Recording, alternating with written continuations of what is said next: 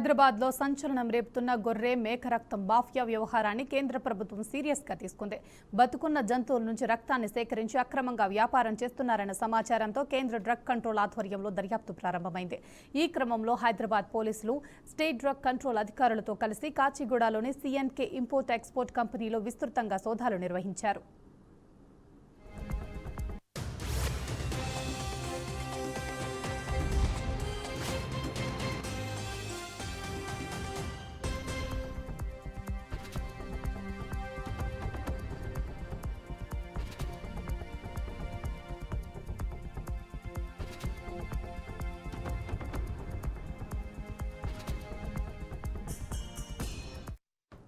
సోదాలో సుమారు 1000 లీటర్ల గొర్రె మేక రక్తాన్ని సంబంధించిన ప్యాకెట్లను అధికారులు స్వాధీనం చేసుకున్నారు.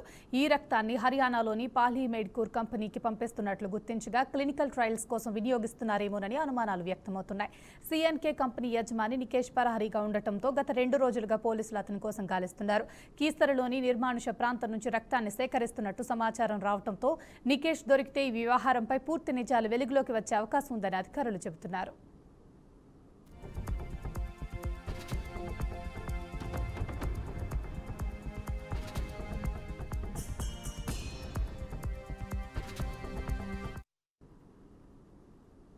రంగారెడ్డి జిల్లా నందిగామ మండలంలో అవినీతి అధికారుల ఆగడాలు వెలుగులోకి వచ్చాయి. ఎంపీడీఓ కార్యాలయాన్ని అడ్డాగా మార్చుకుని భవన నిర్మాణ అనుమతికి భారీగా లంచ్ డిమాండ్ చేసిన 3 అధికారులను ఎస్సీబీ అధికారులు రెడ్ హ్యాండెడ్గా పట్టేసుకున్నారు. ప్రభుత్వ కార్యాలయంలోనే లంచాల దందా సాగుతుండటం కలకలం రేపుతుంది. ఏసీపీ డీఎస్పీ ఆనంద్ కుమార్ తెలిపిన వివరాల ప్రకారం ఈదులపల్లి గ్రామానికి చెందిన ప్రవీణ్ నుంచి మొదట 5 లక్షలు డిమాండ్ చేసి తర్వాత 2.50 లక్షలకు డీల్ కుదుర్చుకున్న అధికారులు ముందే 1.50 లక్షలు అడ్వాన్స్గా తీసుకున్నారు. మిగతా 1 లక్ష తీసుకుంటుండగా నందిగామ ఎంపీడీఓ కార్యాలయంలోనే ఏసీబీ అధికారులు దాడి చేసి గ్రామ పంచాయతీ కార్యదర్శి చెన్నయ్య, ఎంపీఓ తేజ్ సింగ్, ఎంపీడీఓ సుమితిని అరెస్ట్ చేసి కేసు నమోదు చేశారు.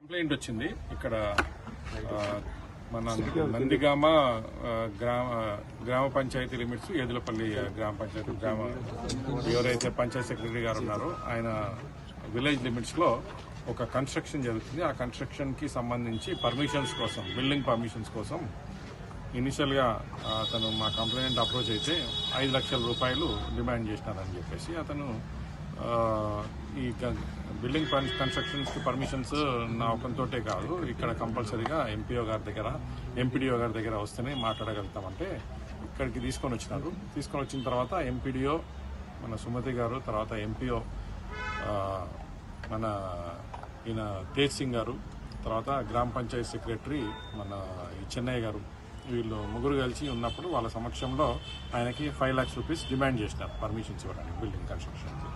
అయితే ఆయన అంత ఇచ్చుకోలేని అది అంటే లాస్ట్కి వీళ్ళు 2.5 lakhs రూపీస్కి బేరమాడి అతన్ని ఒప్పించడం జరిగింది.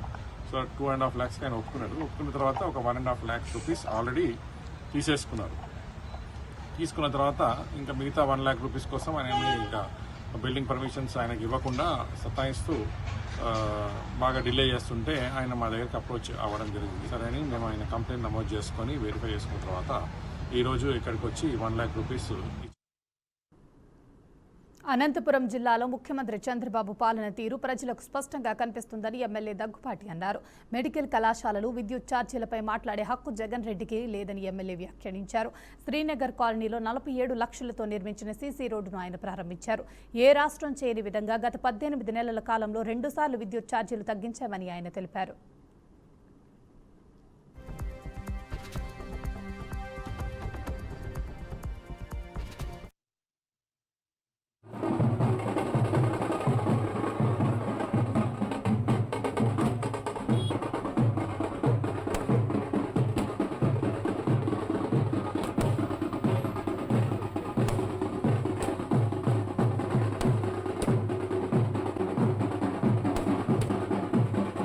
ఈరోజు అనంతపురం అర్బన్ నియోజకవర్గంలో రుద్రంపేట పంచాయతీలో దాదాపు 50 లక్షల రూపాయలతో సీసీ రోడ్ కంప్లీట్ చేయడం జరిగింది.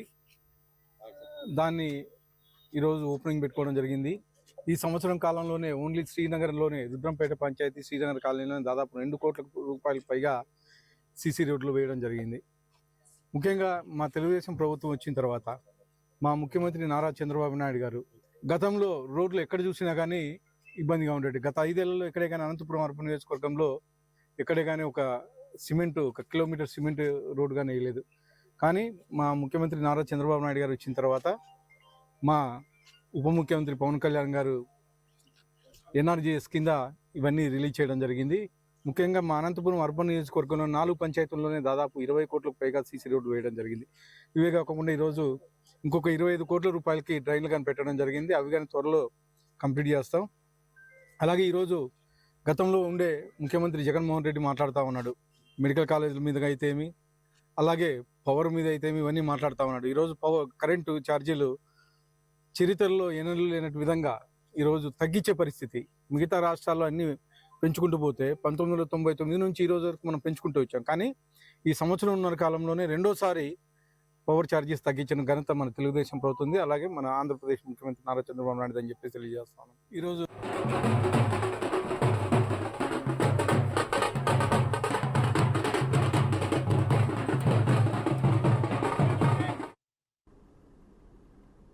ఆహార పదార్థాల కల్తీపై హైదరాబాద్ సిపి సజ్జనార్ సీరియస్ అయ్యారు.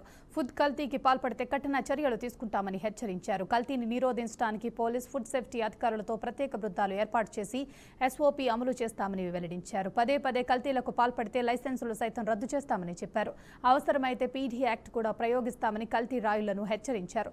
ఇదిలా ఉంటే రోజుకు ఆహార పదార్థాల కల్తీ పెరుగుతోంది. ఆహార పదార్థాన్ని కల్తీ చేస్తూ మార్కెట్లో యథేచ్ఛగా అమ్మేస్తున్నారు. చిన్నారులు తాగే పాలను సైతం కల్తీ చేస్తున్న ఘటనలు రాష్ట్రంలో చోటు చేసుకుంటున్నాయి.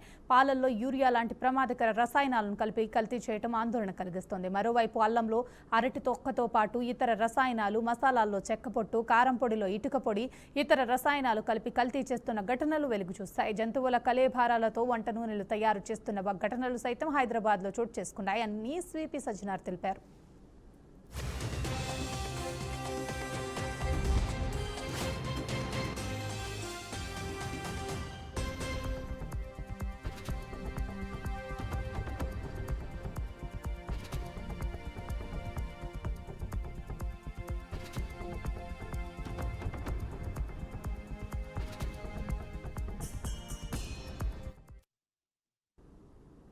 ఇవి bulletin updates. Keep watching BRK news Telugu సత్తా.